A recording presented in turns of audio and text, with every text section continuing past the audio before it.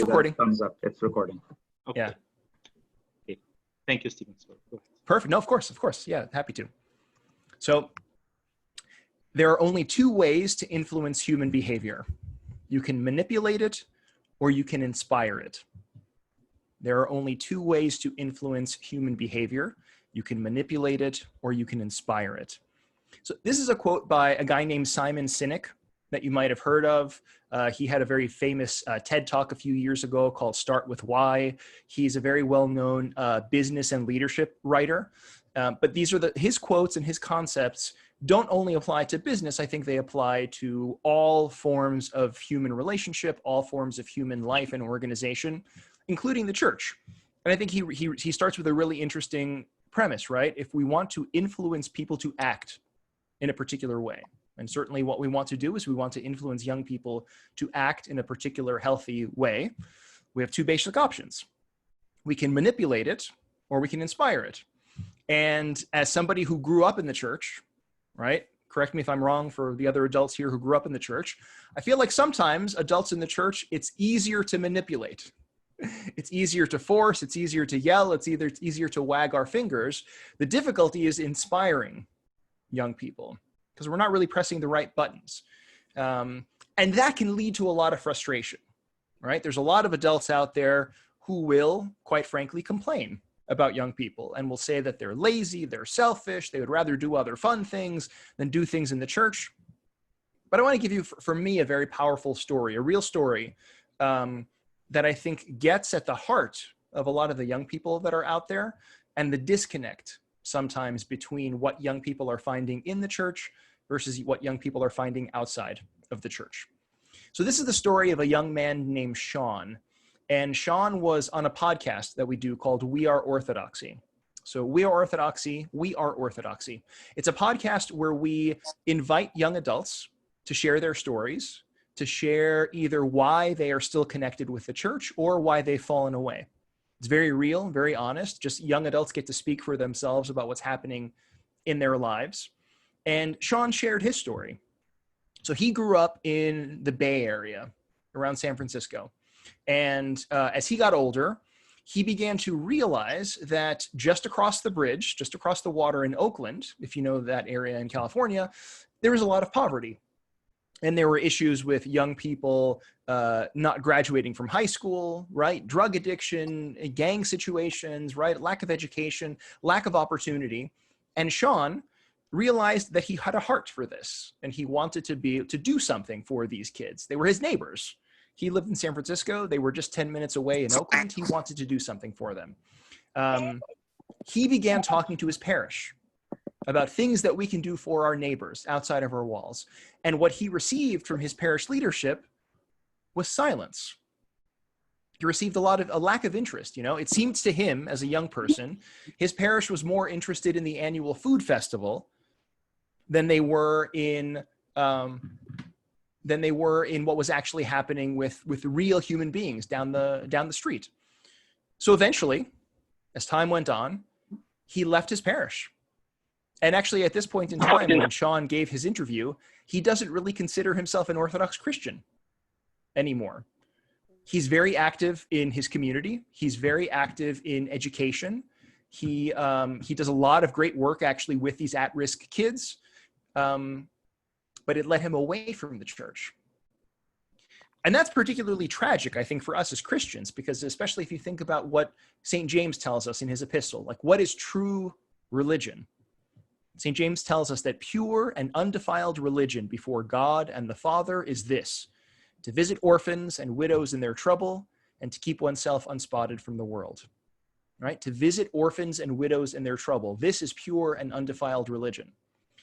So if a young person like Sean is leaving the church because he wants to go and serve these orphans and widows, because he wants to go and take care of people, that's incredibly tragic, right? He is actually seeing true religion outside of the church rather than inside of the church. He's not leaving because he's selfish, quite the opposite. He's leaving because he's generous. He's not leaving because he's lazy, quite the opposite. He wants to work for people. He wants to do something good for people. But the trouble is that this young man, Sean, and I think a lot of other young people like him, aren't seeing that instinct within the church.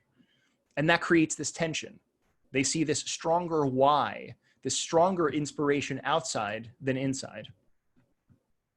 You know, and that's one of the problems, right? Remember, there are only two ways to influence human behavior. You can manipulate it or you can inspire it. And young people around the world are being inspired to do creative and generous and bold things. But in a lot of situations, they're being inspired to do this outside of the church rather than inside of the church. And this is why we get this very common story where kids tend to be more active in the church when they are younger. Why? Because it's easier to manipulate them when they're younger. Because it's easier to tell them, wake up and go, we're going to church, right? Because when you're 7 or 8 or 9 or 10 years old, you have no choice. When your parents go to church, you go to church. But then suddenly they become teenagers and they want to close the door to their rooms and they don't want to go. Suddenly they have a car and they can get themselves to places other than church, right? And then suddenly they leave home, they go off to college or they move to a different city, and their lives as Christians have evaporated at that point because they spent all this time being manipulated, never inspired. And then when it comes time to choose for themselves, they choose something else. So this, I think, is really our challenge as adults in the church, to start with this why, to start with what are the things that we can do to inspire young people, not to manipulate them, not to push them, not to coerce them, not to guilt them, but to actually inspire them. And I think, unfortunately, like what we do is we do the reverse. So what Simon Sinek says in a lot of his books, he has this idea, start with why, that you might have heard of before. He says any sort of great product, any great movement in history always starts with why. And he has a lot of really creative examples about this. He talks about the difference between Apple computers and other computers, right? When Apple sells you a computer or a phone or whatever it is, they don't tell you how much memory it has. They don't tell you how big the screen is, right? Apple always starts with this idea of attitude. Apple starts with this idea of, we think different. We're creative. And because we're creative, we want to make creative products, and our products are for creative people. Are you a creative person that's an original thinker? Then you're going to want an Apple device, right? They start with this idea of why, not what. You know, there's a lot of things like this. He talks about Dr. Martin Luther King, right? Who in his very famous speech said that he had a dream, right? Not that he had a plan, he had a dream. He had a vision statement about the world, the way the world would be. He didn't give us like a 5-point plan the way a politician does. I want to do X, Y, and Z. He had a why. And the reason that so many hundreds of thousands of people showed up for the March on Washington was because this why resonated with them, right? Why always needs to come first, because if you can get people to buy into the why, then the what follows. You want to be creative and bold, buy this Apple computer, buy this iPhone, whatever it is, right? Then the what follows. But so many times in the church, we start with the what. You know, we especially when it comes to ministry with young people, sometimes we think of ministry as filling their heads up with religious facts. We have to teach them the right dates. We have to teach them the right ideas. We have to sort of give them all of the whats. But if they don't care, if there's no why, the what has no place. The what is being manipulated. The what is being forced upon them. And when they're finally old enough to choose for themselves, they let it go, right?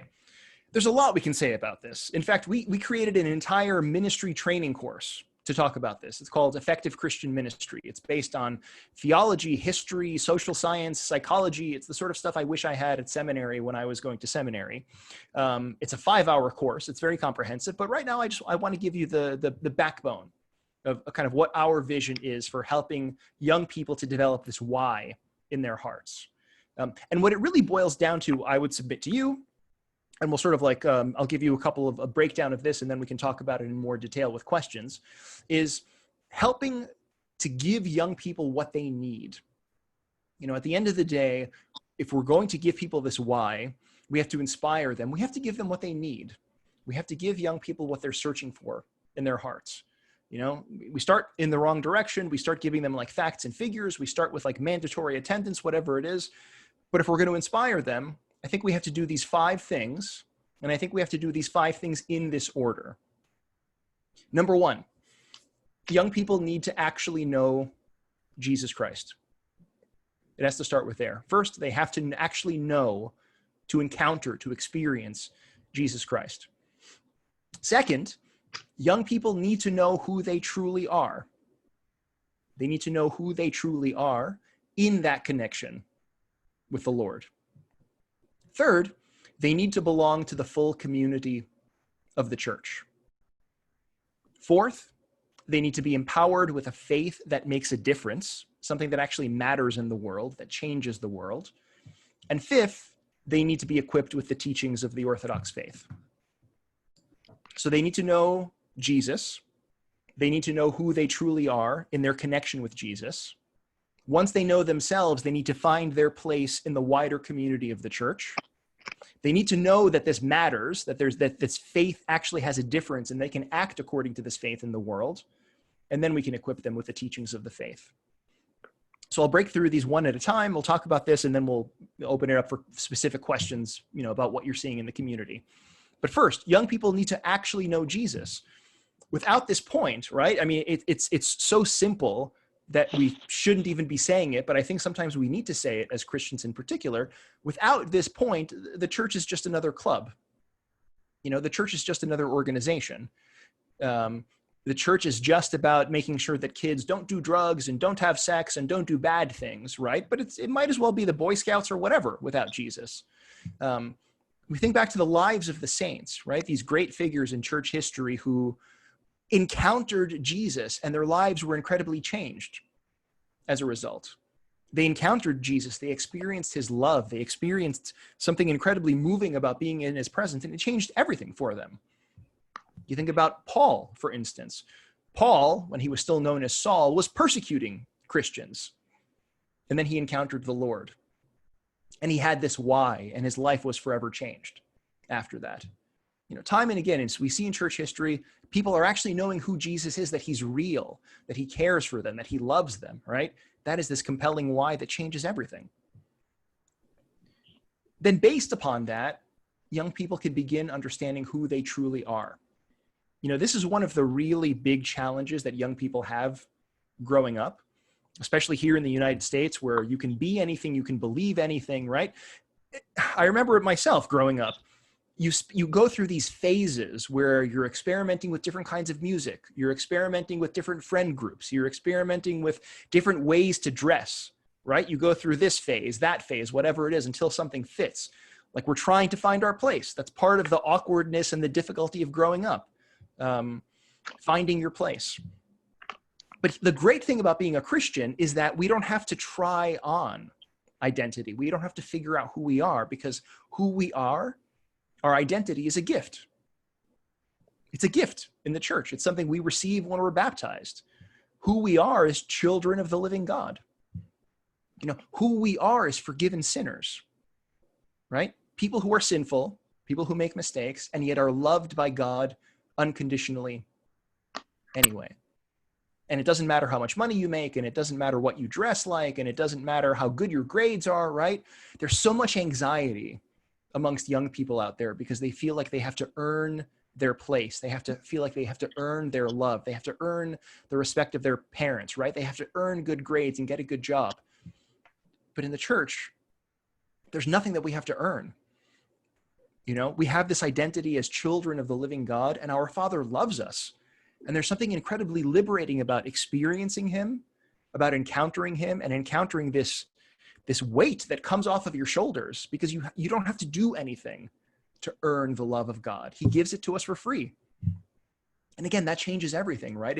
If who we are comes in this relationship with him, and it takes this pressure off, and it's just this experience of unconditional, life-changing love.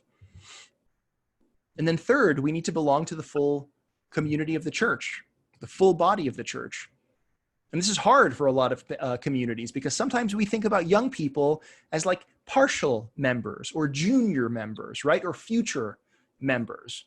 And you have a lot of young people who are trying to find their place in the church. And for a lot of young people in many parishes around the country, around the world even, it's like they're sort of waiting for the existing leadership, forgive me for saying it this way, they're waiting for the existing leadership to die so they could have their place.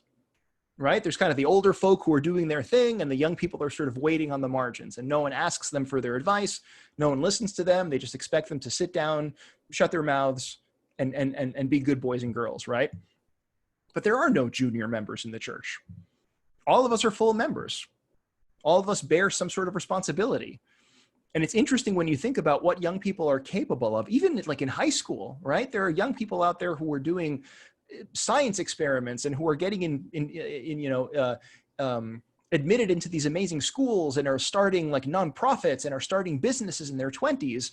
And it so often seems in the church that like either we don't want them to participate, or again, we're not inspiring their imagination. We're not inviting and igniting something in their hearts because they don't feel like they belong, but we have to make sure that they belong. We have to make sure that they feel welcome, that they feel just that same sort of unconditional love that they receive from God is the same sort of unconditional love they receive amongst the body of the church, that this is home for them and they belong here and people listen to them and people see them and they matter. And then the fourth is young people need to be empowered with a faith that makes a difference. Too often this is the disconnect that Sean had in that story that I told you before, right? We have this gospel which talks about caring for the poor and the sick and whatever it is. And he went to his parish and he said, hey, let's do this. Let's care for the poor. And no one cared, right? That makes the faith seem like just a bunch of ideas. It makes the faith seem like things that we say with our mouths, things that we maybe read about in books, but things that we don't actually do. A question sometimes that I ask parishes when I go around and I talk to them is like, imagine your community shut down tomorrow. The church just goes out of business, whatever it is. Would anybody in the community realize, right? Would anybody in the community realize if the church was just gone? And I think in a lot of places, the answer is well, maybe they would miss the food festival. They would miss the sweets and the meats and all that sort of stuff that we give them in the summer or the fall or whenever the food festival is. But so often there's this disconnect between who we are as Christians and the wider world around us. And young people see that.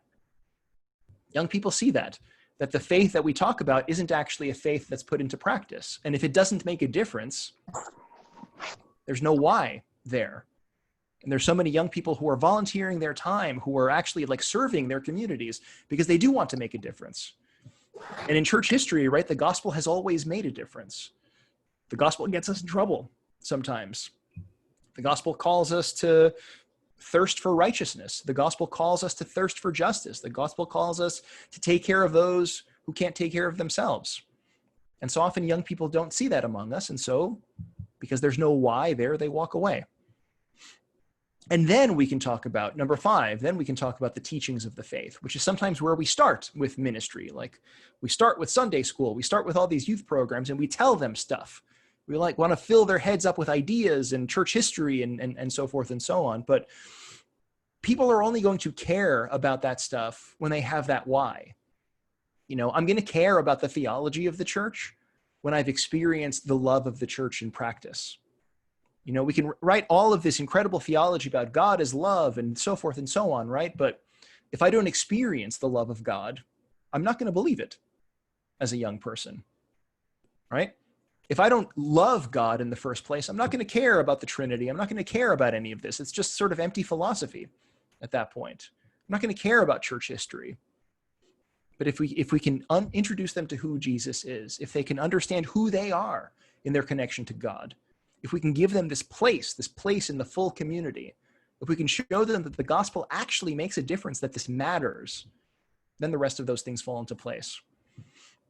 And that's the thing. I think there's a lot of good instincts in the hearts of young people, a generosity, a desire to serve, a desire to care for those who need care, a desire to actually be helpful, a desire to lead. There's a lot of really good instincts and motivations in the hearts of our young people, but the difficulty is they're not really connecting with that why. They're seeing a more compelling why outside of the church than inside of the church. And so I think that's really our challenge, to not have to coerce them, right? Not to manipulate them, not to guilt them into coming around, but to inspire them. And I think to know God is inspirational. to know who you are, that you're this forgiven sinner, that you are loved by God is inspirational, that you have a home in the church, that you are accepted and loved in the church, that this is really your family is inspirational, that the gospel matters is inspirational. I think if we can give kids that, and it takes time and it takes work certainly, but if we can give them that, then I think the rest just sort of falls into a place. So we can sort of go into questions, because this is a little bit abstract, of course, and think about how that applies to your community, but that's my thought. Thanks, Steve. That was awesome. I had just a kind of a comment more than a question. I got three young kids actually, but two of them in the Sunday school program, and I dropped them off on Saturday, and I noticed how busy and full the younger classes are. Kids jumping all over the place, and the room not big enough to host all these kids.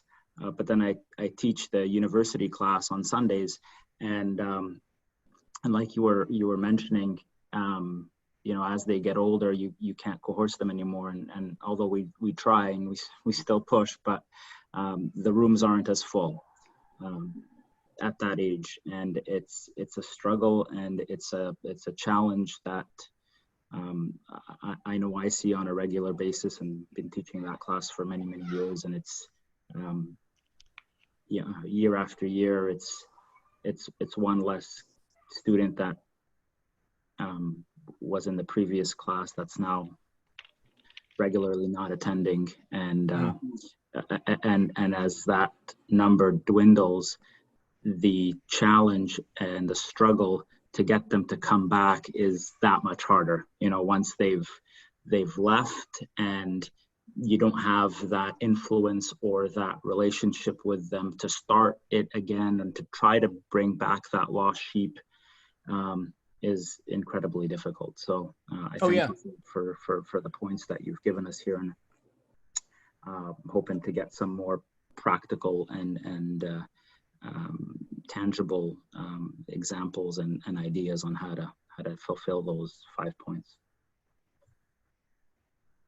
Sure. And there's a lot of things we can say in terms of like how to actually like apply those points, right? One thing that's something to think about, which I think connects maybe some of the different points, is that a lot of times when we think about ministry in the church, we think about it as programs in particular, and we think about it as things that happen like at the church, right? Ministry always happens at the church. I think one of the disconnects that we sometimes see in the lives of young people is that, like, compare this with being a baseball fan or a basketball fan or a football fan, right? You're a fan of that team wherever you go. You don't have to go to the stadium to be a football fan or a baseball fan. You're a fan at home when you watch. You're a fan when you collect baseball cards. You're a fan when you hang the poster of your favorite, player on the wall. You're a fan when you play basketball at the schoolyard, whatever it is, right? There's different ways that we express that fandom at different times of our week. But so often I think we kind of like narrow Christianity to, especially Christian ministry. It's this thing that always happens at the church.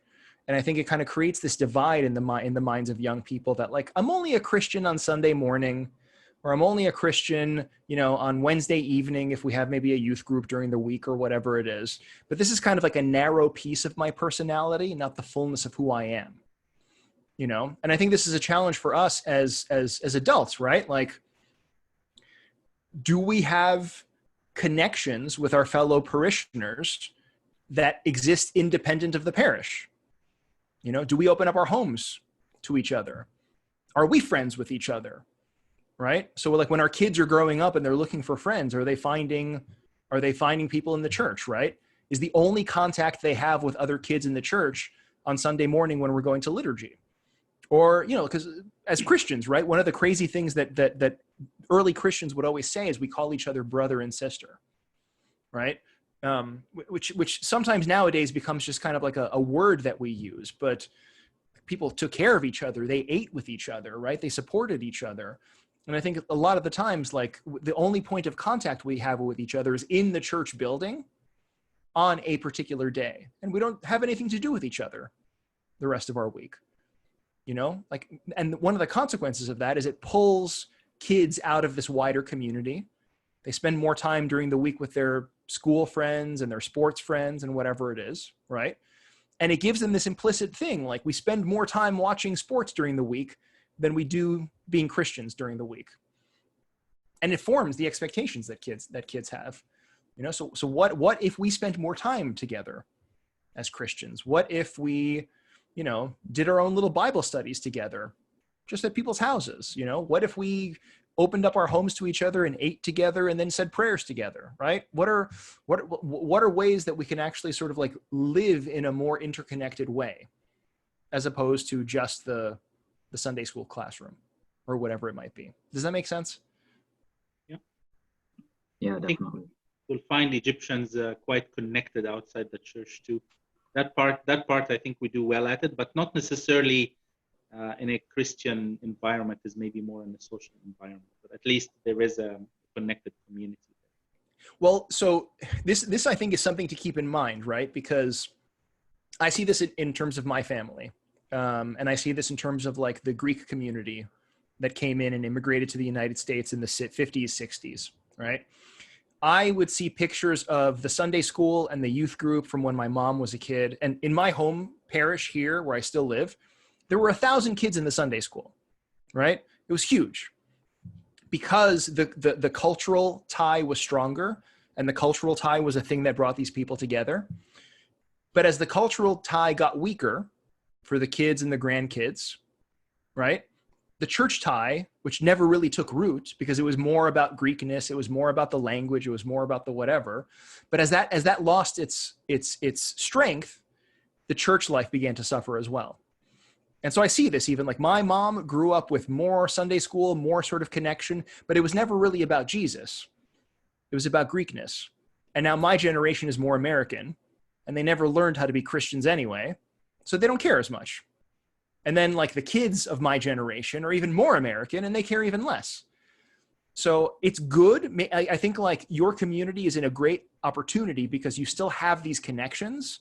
But the question is it just a cultural connection, or is it a Christian connection? That's, I think, really the challenge. Because if it's just cultural, that goes away.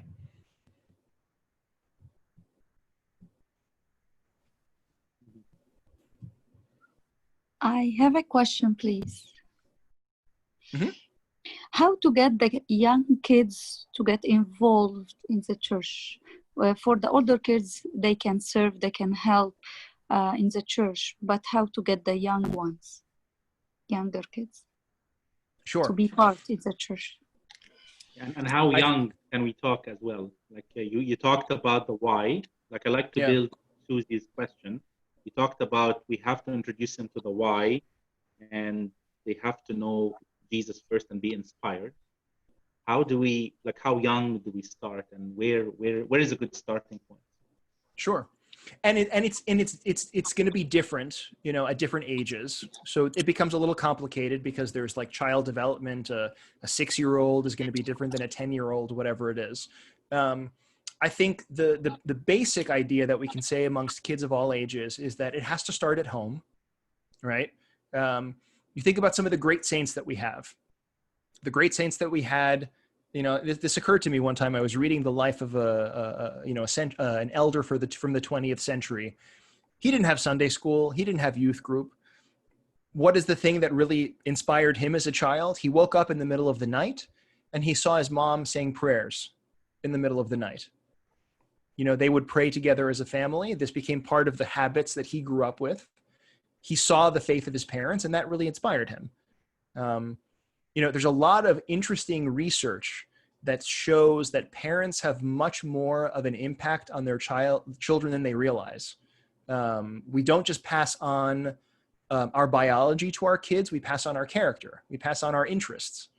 Right? That's why if you are a fan of a particular baseball team, your kids will tend to be a fan of that particular baseball team, right? If we have a habit of cursing when we're in traffic and getting road ragey, our kids will tend to, you know, be road ragey and curse when they're in traffic as well. We sort of pass on our character, not just our biology. So a lot of it starts with like the rhythms and the practices at home. You know, there's a, when I think of this question of like, of kids, right? I think back to the way in Deuteronomy chapter 6, back in the Old Testament, God talks to the people of Israel about Passover, right? And he tells them how to celebrate this great feast of Passover. And he tells them that every year, you know, you're going to sit down and you're going to eat the same kinds of foods that we ate when we were in Egypt. And you're going to eat the bitter herbs, and you're going to eat the bread that doesn't have any yeast in it. And you're going to tell your children who were not there, you're going to tell them about the way that God delivered you out of Egypt and brought you into the promised land, right? You're going to tell these stories. You're going to tell these stories to your kids, and telling these stories and sitting there and eating that food and tasting that food. That's what's going to make this real for them. You know, a lot of this is about the stories that we tell. This is, I think, something that's interesting for a lot of Christians in particular. You know, we talk about sports again, because I think that's a simple example. In the morning when we're having breakfast, we talk about the scores from the game the night before. We talk about our favorite football club, our favorite whatever club, right? We tell these stories. We talk about our favorite movies. We talk about our favorite TV shows, right? But a lot of time we don't talk about what are the things that God has done for me in my life. What are the experiences that I've had from God? What are my favorite saints, right? We tell kids stories of superheroes. We tell kids stories of sports teams. We tell kids stories of patriotism. But we don't tell them stories about God being real and God comforting us when we are sick, healing us when we are sick, comforting us when we are lonely, right? We don't tell them these stories. And so these stories, these religious stories, these Christian stories don't inspire their imagination. We tell kids a lot of stories and we give kids a lot of why, but we tend not to, I think, like focus on these Christian whys. And then as they get older, right, in terms of like actual service, we can give them particular tasks. We can like look at them in the face and say, hey, I need you to do this one particular thing. You know, it could be something silly, right? I remember one time I went to a church and, you know, there was a stand that would come out when the priest would read the gospel. He would put it on this stand. And there was one 12-year-old kid in the corner. His one job during the service was to take the stand from the corner and put it in the middle of the church when it was time to read the gospel. That was the one thing that he did, right? Small, but on the other hand, the priest wouldn't be able to read the gospel unless this boy, this 12-year-old boy, whatever he was, did his job. He wasn't an altar boy even. He was just somebody that was there, right? It was like this tiny little thing. I'm inviting you to be a part of this story, the story of our Sunday worship together. Here's one little thing that I need you to do, right? There's ways we can give responsibility. We can sort of give young people responsibility about planning events for the youth group, right? We can give them responsibility in the worship. We can give them responsibility in our philanthropy that we do, whatever it might be. And you can give more responsibility as the kids get older, or it can be literally as something as, hey, I need you to move this stand from there to there. But you're a part of this. You're a part of this story that is unfolding. Right? Does that make sense? Definitely. Thank you so much. Yeah. I think Sure. The audio, I don't know if it's for everybody or just for me, but it has been breaking out a bit. But what I heard is one of the ways to engage the children when they are young is to find some tasks for them to be responsible for. And if they take on that responsibility, that would help to grow that seed within them in terms of being part of the community, being part of the church. Yeah. And one thing I'll say about that too is that I think the best way to do that is when those tasks are given out of relationships, right? So this is something that you sometimes see in communities where the priest will get up there and say, I need this to happen. Who's going to do this? And nobody raises their hands, right? Something broke. I need somebody to donate money. Something happened. I need volunteers for the festival, whatever it is. And nobody raises their hands. As opposed to going, like looking you in the face, saying, I think you would be great at this. Can you please help me? Right? Which comes out of a relationship and a connection. You know, if more of our adults had relationship with the kids in the community, right? Mentors, essentially. These relationships would exist, and somebody could say, hey, you know what? Like, we're planning a youth event next week. I need you to help me with this particular piece. Or, you know, the church is a little bit dirty. We need people to come in on the weekend to do a little bit of sweeping. I need you to be one of the people who comes in, whatever it might be, right? But they come out of relationship, and they come out of like, I know you, I know your name. I'm already talking to you, right? I'm checking in with you. I know who you are. And also when things need to happen, I have the credibility to ask you to help me with something. You know? So maybe we are talking about middle school age. In terms of some of these like responsibilities? Yes.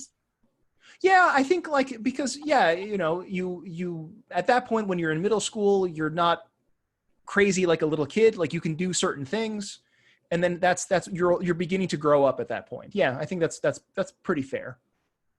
Yeah, sure. But I think Susie, even for the younger kids in grades like 1 and 2 and 3, it's very easy to do a playground cleanup party where we're all going to go pick, you know, the little pieces of paper or garbage from the playground. That's true. You can get them excited with something little like this, and we're all going to have, you know, some juice or candy afterward that can help. Yeah, like a game. Yeah, sure. Yeah, that's true. Because something like that, right? Something like that, which is very concrete. You know, this park was dirty, and then we came in and we cleaned it, right? Or the church was dirty, and we came in and we cleaned it, or whatever it is. Like, that's even showing young kids, like, this matters.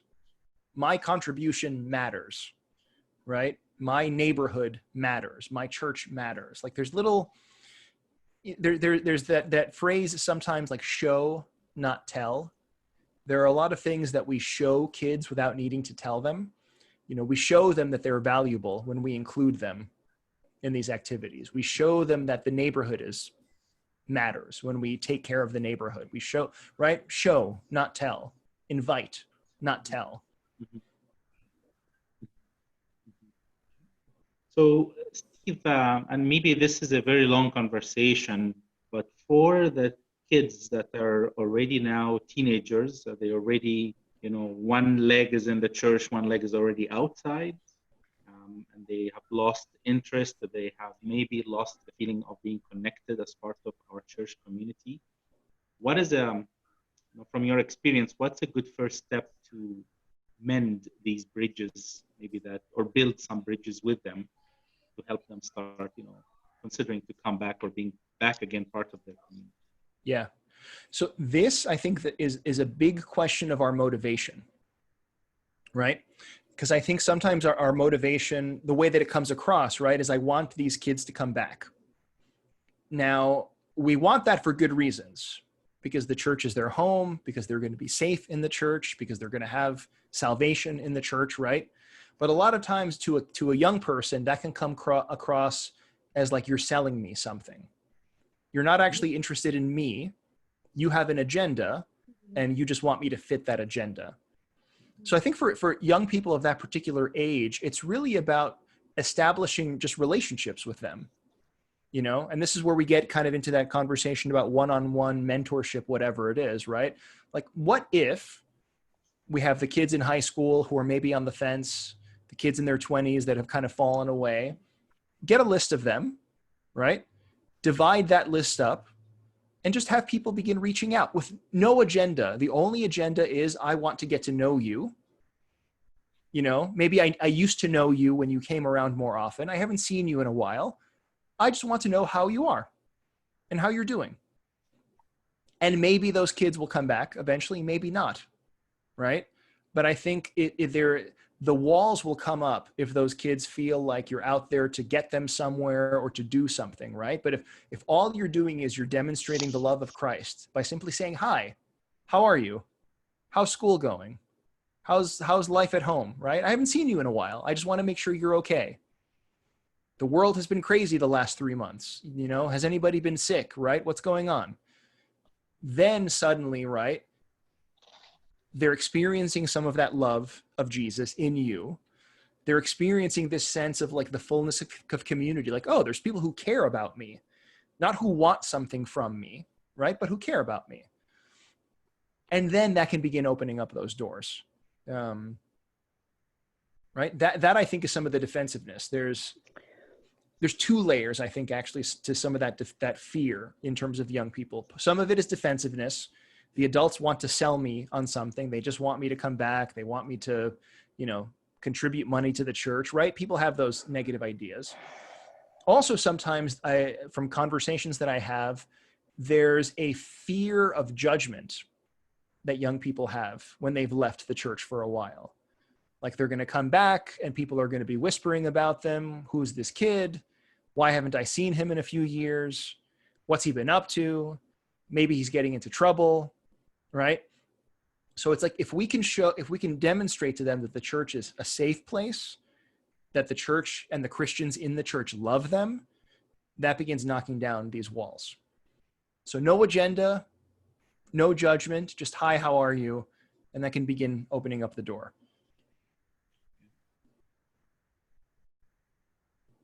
One other thing that's on my mind was I mentioned to you that in our servants group, we have a group of moms and dads and uncles and aunts who are serving the kids out of interest for making sure their kids are participating, their own kids are participating.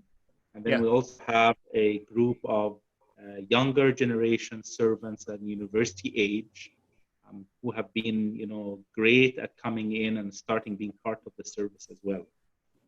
Maybe from your experience, what is one thing that we need to focus on to make sure that the two groups are working together well, where eventually the older are giving the younger the torch and having them, continue the race? Have you had some experience in your diocese about this, and maybe you can give us some idea what you have done? Yeah. So I think there's a couple of ways to approach this.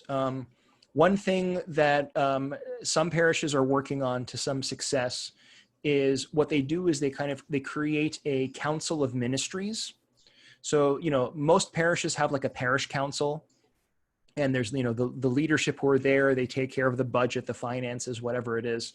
But some parishes also have in parallel with that a ministries council. So the leaders of particular kinds of ministries will get together and they'll set calendars so that there's no conflict, right? They'll maybe sort of do things together. It's a way to get people who are involved in ministry, different kinds of ministry, youth, young adults, outreach, into the same room, kind of show them that they're on the same team, that they can begin working together. I think, and then what you do, right, is you begin tearing down some of those walls. Because you think about one of the problems in our communities, right? That young people don't feel like they belong to the full community of the church. Think about the way we do youth ministry a lot of the time. We take the kids and we put them into a room by themselves with other kids, and we keep them away from the grown-ups, and we keep them away from the other adults in the church, which is what kids get at school, right? The first graders are always with the first graders. The second graders are always with the second graders. But that's not really how life works. There's parents and grandparents and cousins, and, like life is full of different people in different ages. Sometimes it's important for kids to be with other kids to learn particular things, whatever. But if there can be activities that connect different generations, right? If there can be, like we said, mentorship, right? So that there's multiple adults who are connected to some kids, people who know their name, people who check in on them and say hello on Sunday, right? Not just their teacher, right? But other people. Like there's just like relationships between generations, things that they're working on together, a cleanup, a project, whatever it is, right? Like those are the things that I think tear down some of these walls, and it becomes less about the kids are over here, the other people are over here, and then it becomes about like we are one church. And we know each other, and we care about each other, and we work together. I have a question. Yeah. Thank you. Thank you so much. Actually, that's very interesting. And I believe that if we are going in a race with the world in activities, it can be unsuccessful race for us in the church, because we are trying to do activities. But I think the point you raised now is like knowing Jesus first, and how Jesus loves us unconditionally, and having a relation with Jesus can be the first step, like to know Jesus. But my question is, if you have children with like problems in the home, like maybe their dads are not taking care of them, their parents don't have time to show them the love, the unconditioned love. And for sure, we have some of these problems. We are immigrants and parents suffers a lot. And especially if there is like a separation or divorce or something in the home. How can you show the picture of loving Jesus to the children? And like we don't spend a lot of time with the children, like it's just Sunday school and it's for many children. Yeah, we can go for outreach, for visitation, but it's not that much. We have to get the like the invitation from the parents, or so I don't know how we can show like the true picture of Jesus to these children. Yeah, that's a good question. And that's hard, right? When we have limited time with them in the programs. So here's a model that some Orthodox parishes are beginning to use. That's maybe a way to help with this. So it's a model that came really out of the Protestant world. And they have this model called small groups ministry.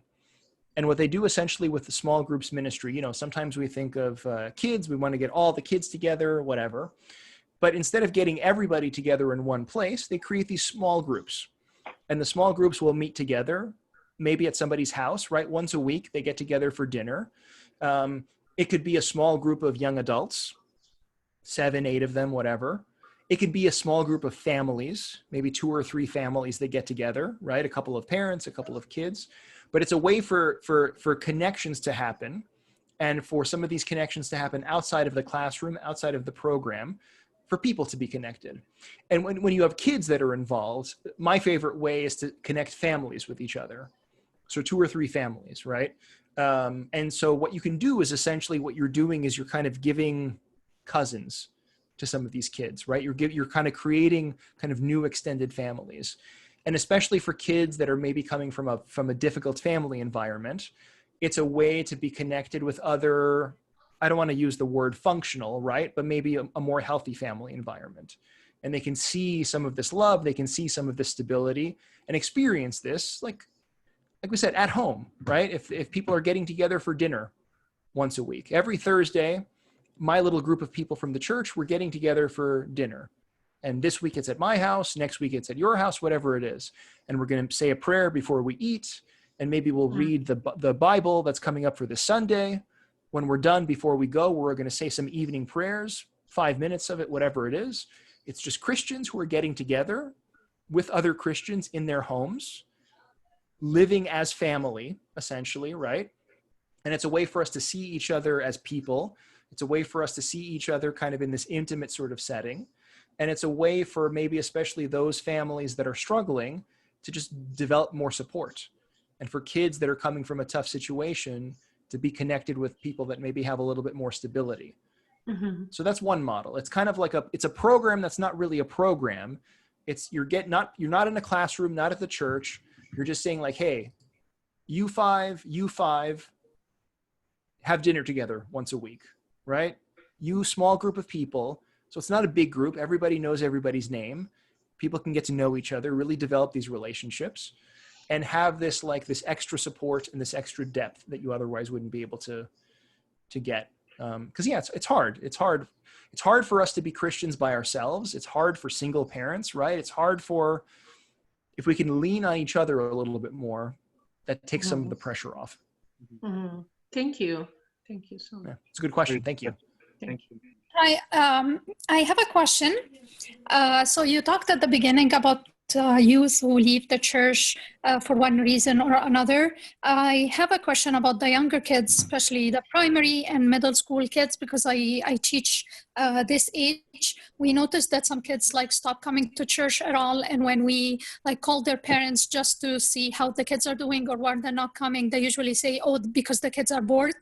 And we try so many activities. We try even when we're doing remote teaching using Zoom or other programs, like we try to do fun activities, but despite all of that, we still see kids who are like, no, we're bored, we don't like Sunday school, it's too long, it's too boring, and the parents listen to them and they just stop bringing them or like allowing them to attend the meeting. So is there anything really we can do to help those kids? Yeah. So I think there's two levels to the question, right? I think one level is, again, what are we doing with the kids, right? We want to be careful. It's not simply fun for the sake of fun, of course, right? It has to be something that's bringing these kids closer to Jesus, something that's helping them sort of understand God's love, and something that's helping them to develop good skills to be Christians. We know how to forgive, we know how to pray, whatever it might be. So part of it is like, we just have to be careful that we're not doing just fun for the sake of fun. We're doing something that is hopefully fulfilling and enriching. But we need the buy-in of the parents, right? Like in a situation like that, like here's my guarantee, right? Those parents are taking their kids to things that their kids are not having fun at, right? Those parents are taking their kids to piano practice. Those kids are taking their kids to extra tutoring for math, right? Parents will do things that are good for their kids, even if it's not fun, because parents love their kids generally and they want them to do well. So those are conversations I think that need to happen with the parents, like, because I think the fun in a lot of situations is an excuse. It's like those parents don't particularly care about the church, right? There's something going on at the parents. Like, are those parents praying with their kids at home? How important is this for the parents? Or is it just a convenient excuse that it's boring? So I think like we have to have those conversations with parents. Like, what do you actually want for your kids? What are you doing at home with your kids to develop this love for Jesus? Are you praying with them? Are you telling them stories about the lives of the saints, right? Maybe like, you know, we need to sort of focus on ministry that happens at home. How can we give these kids, like, you know, homework for the parents, like read the Bible with your kids, talk about this particular saint with your kids, right? Pray together with your kids. So they can have a little bit more buy-in. And then when they come to church, you know, then we have to sort of like be intentional that we're making activities that are engaging, not fun for the sake of fun, right? But activities that are giving them this sense of why, so the kids feel invested in what's going on. So there's two levels, I think, to this conversation. But I think for me, a lot of times, like, boring is an excuse. It's an excuse because parents are not particularly invested. And so it becomes easy for them to pull away. That's a good point, Steve. I have something that I want to ask Steve. First, thank you so much. I have the blessing of serving with the other Steve, so I know you're going to be talking to our youth soon. So I cannot wait. Yeah. I love what you said, and I think it's much needed. And yes, we overlook the why often, and we say a lot about the what. I feel like I also that I'm serving the people who you know are safe. They're in church. They're the good kids. They're the good youth. And then we can tell them the why. We can tell them the what. But then we might get a false sense of we are okay. We are serving. We are doing fine. Mm-hmm. Can you maybe shed some light on the benefit of maybe serving them and with them outside the walls of the church, and maybe outside the Coptic church, maybe with another church, so other like another parish, or what are some of the things? What are some of the benefits? What are some of the things that maybe your parish is doing, and if you think there's any benefit and how we can do this? Yeah. So I think there's two elements there. One is, you know, outside of the walls of the particular community. You know, this gets hard depending on where you are in the country. Like, I don't know how many other kind of sister parishes are near you in Vancouver. I've never been to Vancouver. but it definitely helps, I think, give kids a sense of the bigness of the church. If there's things that we can do that are not just my parish, right? Because there's like, there's one school of thought in Protestantism, which is like congregationalism, right? Like the home is the congregation, but like we have a sense of the church, right? The church is international. The church is bigger than just my community. And if we can bring multiple communities together, like it gives kids a sense of the bigness of the church, right?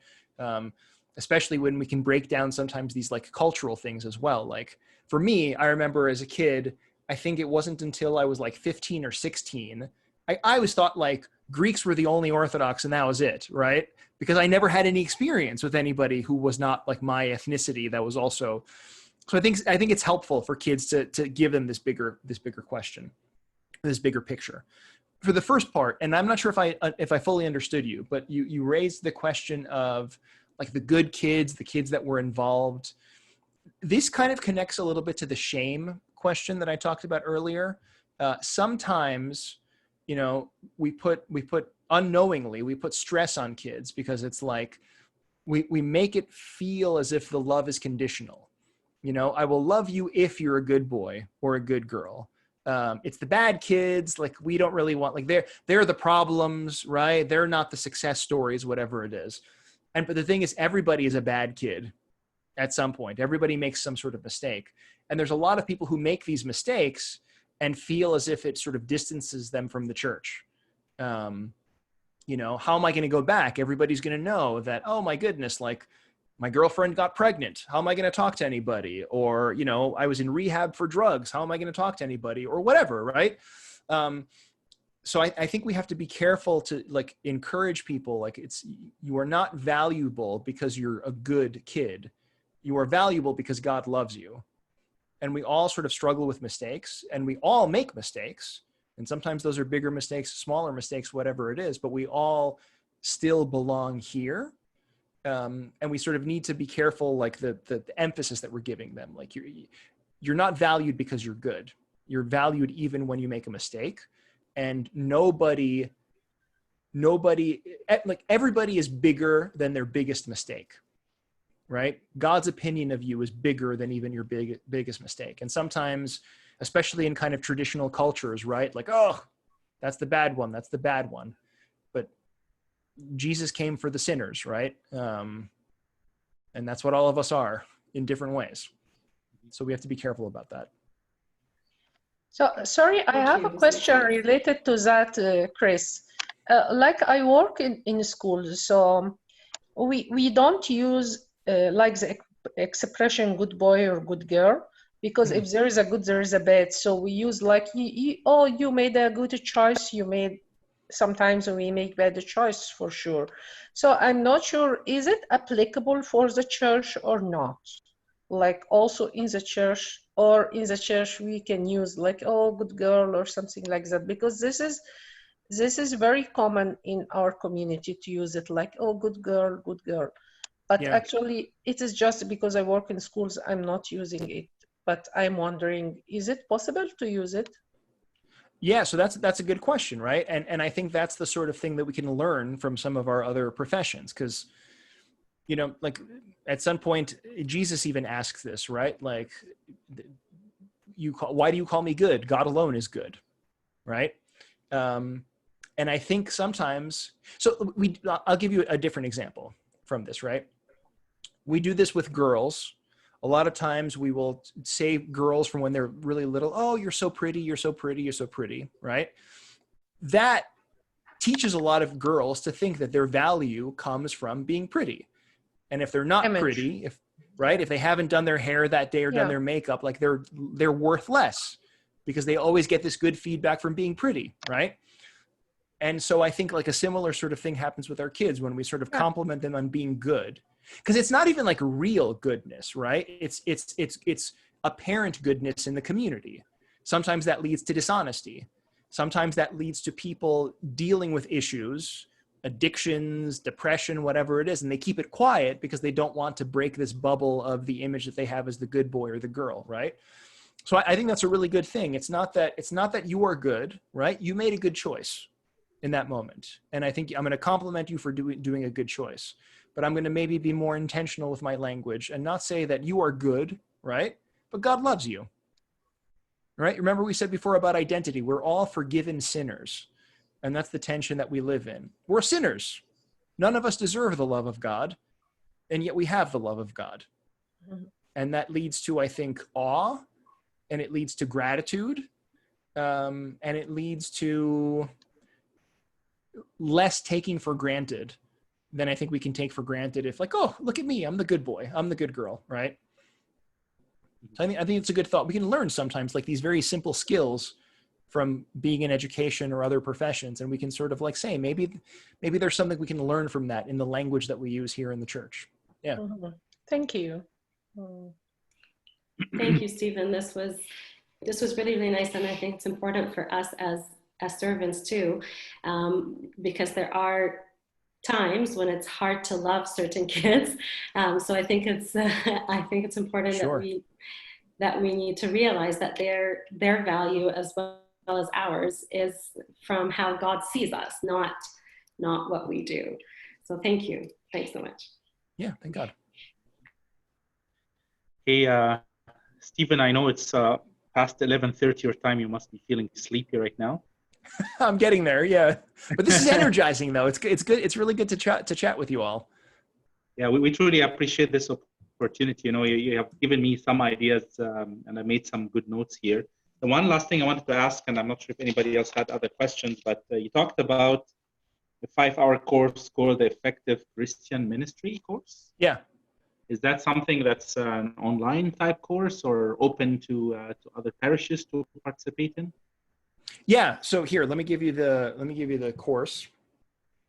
So it's a website, effectivechristianministry.org. It's a totally online course.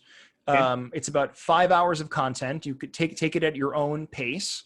And if you guys are interested in, it costs $75 to register for the course, and you have lifetime access. But if there's a lot of people in the parish that are interested, I can make a coupon code for the parish, and you can sort of distribute it to the other servants, and everybody can get 50% off or something. So, George, we can be in touch. If there's people who are interested in taking the course, I'll make a coupon code for your parish in particular, and it'll just save a little bit of money to help people take it. Like I said, it's something that we've been working on for many, many years. Theology, social science, psychology. I mean, there's a lot of stuff that goes into it. And I really tried to distill everything that I wish I learned at seminary and everything that I've learned from doing over the course of the past 10 years now. So I think there's a lot of and I gave you just kind of like the scratching of the surface today. So if you're interested, I'll make a coupon code and just make it easier for people to register. Okay. No, that would be wonderful. Definitely stay in touch with you on that, Stephen. Sure. Yeah. If no one else has a question, I'll ask Abuna. Abuna, do you have any comments or questions? Thank you, Steve, for this interesting, inspiring talk. Thank you so much. And I agree about all what you said and I like your way of thinking. May God bless all your service, and I hope to meet you again, and even in virtual meeting like this, in our service, especially the youth meeting. Thank you so much for your time, and I appreciate your time and your effort and your service. Thank you so much. There is something I should add to about the idea from the Protestant Church for the small groups. I know this, and I heard about this, and actually I tried to do this with a certain group of young couples. But I should add something. I like this idea, but every group, small group of young couples or youth, should has a leader, spiritual leader. Not with 5 or 6 families together.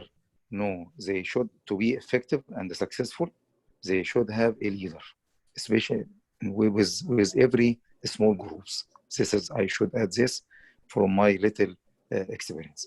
Thank you so much, and thank you for all your servant attending it with us today, and hopefully to meet you again,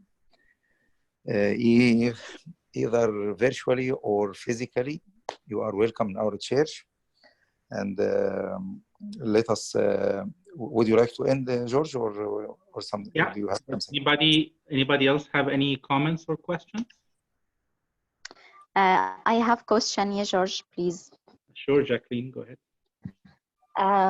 Stephen, you mentioned something very important, that some of the parents are not interested in Sunday school, and they made some excuses and they follow their kids that, yeah, we are bored and Sunday school is boring. But at the same time, they go to different activities and they have time for that. So we as a servant, what can we do to help this family or these parents? I think in situations like that, this is where some of those relationships come in handy, right? To have a friendship, to have a connection, to be able to reach out to them, to be able to say, like, what do you actually want for your kids, right? What are things looking like in your home in terms of your spiritual practice and the way that you're bringing Jesus into your home? Are there ways that I can support you in that, right? Are you having trouble setting up your icon corner?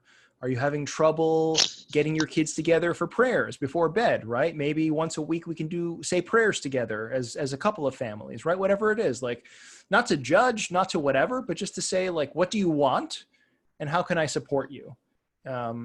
Which again comes from those relationships and comes from that love that we have for each other as Christians. And it's nothing that we can do in the abstract, right? Those are conversations that happen one-on-one, and they happen because we know each other's names, because we have each other's phone numbers so we can pick up the phone and call each other, right? And because we can open up our homes to each other in support. But for a lot of parents, right, it starts with, like, what do you want?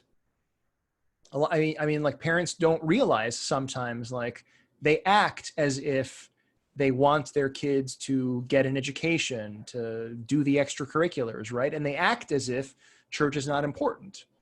I don't know if they would say that out loud, right? But if you have that conversation, like, it can help them sort of realize what they're doing, right? Communication is important. Maybe they're not saying it's not important, but they're certainly not giving it the priority level that it should. Yeah.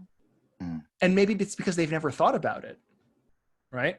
They're just doing what our culture tells us to do, because our culture tells us that education is important. Our culture tells us that getting into the right college is important, that getting a good high-paying job is important, right? Like, those are the pressures that we have from outside. And to be a good parent means to put your kid in a position to succeed, right? So on one hand, like, that's totally reasonable. But as Christians, we have a higher definition of success. And I think we need to sort of be intentional about that. Thank you, Steve. May I add something? Thank you, Steve. I'm Abuna. Thank you, Steve. May I add something about this one? Thank you for your mention. You stress regarding this point, the question of Jacqueline. You stress about what we call individual service or one-to-one service, and especially in those cases, find the Sunday school boring or not interested to attend. But another point, we are not serving the small kids alone without his family or her family. And this is, there should be collaboration between all kinds of service in the church. Service of the Sunday school and the youth service and the family service and the church. So there should be collaboration between the different kinds of service in the church. And I remember that as a Sunday school servant in my young age, I used to give a report to the man responsible of the service and to my priest about any difficulties or troubles I'm facing in the Sunday school, like with Abuna, with other service and so on. So we should be, but if I look at these troubles with my eyes only as a Sunday school, it will be hard for me to deal with and to correct it or to change it. It needs more collaboration between the services in the church. Thank you, Steve. That's a great point, Abuna. Sorry Thank you. for the Yeah. interruption. Sorry No, for that's a the- great Can I point. ask one? Can I ask one more question, or This it will too be the last question because it's getting too late for Steve here. Go ahead. I'll take one more. It's okay. It's okay. Okay. We're here. Yeah. It's me again.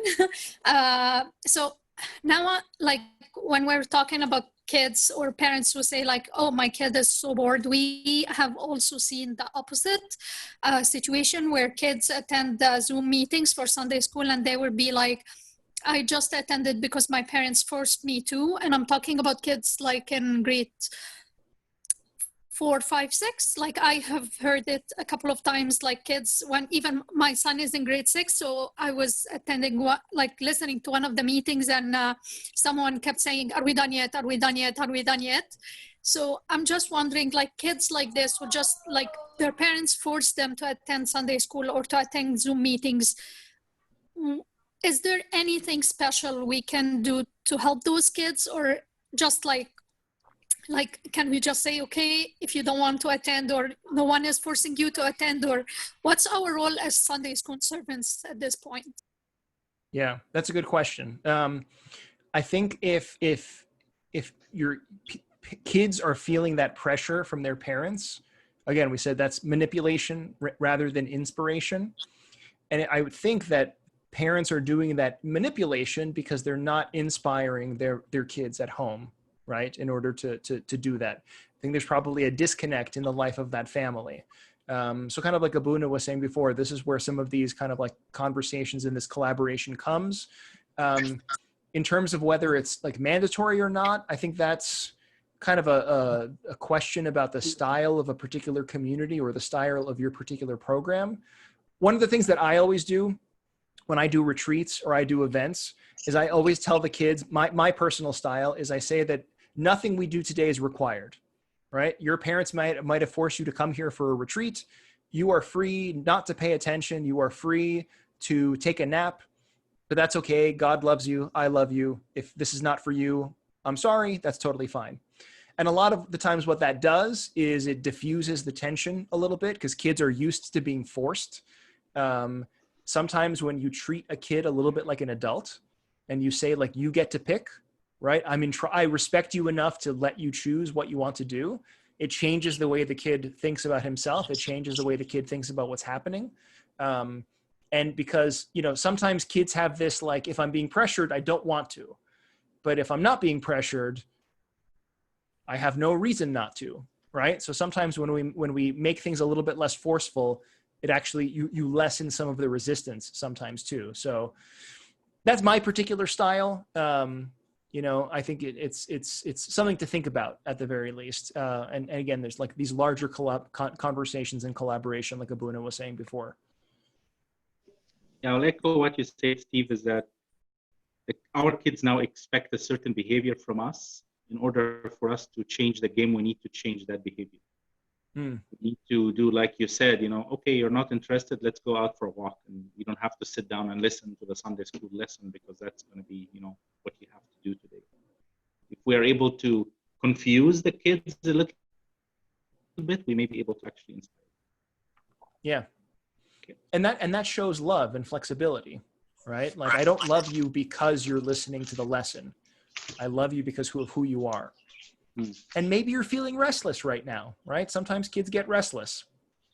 Sometimes I get restless, right? In college, there were moments when it was hard to pay attention, right? I mean, that's just, being a human is hard. And I think if we can be gentle with our kids and show them that we love them, I think things will be different. Agreed. Stephen, thank you so much. We truly appreciate it. I'm sure everybody here enjoyed every second of this conversation. And I think we as a group here have a lot to learn and a lot to talk about and a lot to plan in order to improve our service. So with that, I just want to say God bless you, Stephen, and we truly appreciate it. Hopefully there will be more times and more opportunity to to have more conversation and talk and learn from each other. That'd be great. And you're coming to this with very good hearts, which I think is important. You're coming to this with love of God and love of these kids, and that's where it all has to start. So thank you, and God bless each and every Thank one of you. you. Thank you. Thank you, Stephen. Who now Thank you. ask Thank you so much. to pray for us, the closing prayer? Yeah. Thank you, Steve. Thank you so much. Through intercession of Our Lady, Saint Mary, the great martyr, Saint George, let us pray thankfully. Our Father who art in heaven, your will be done on earth as it can. Give us this day our daily bread. Forgive us our trespasses, as we forgive those who trespass. Lead us not into temptation, but deliver us from the evil one. In Christ Jesus our Lord. Love of God the Father, grace of the only begotten Son, our Lord and Savior Jesus Christ, communion and gift of the Holy Spirit be with you all. Go in peace. Peace of the Lord be with you all. Thank you, Thank Steve. you. Thank you. Good night. Good night. Everybody, have a Thank good you. night, Stephen. Thank you. Thank you so much. Thank you. Thank you. Thank you. Bye, guys. Thanks. Bye.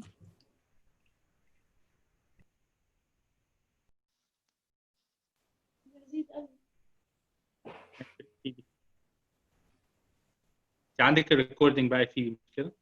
Yeah, ثواني.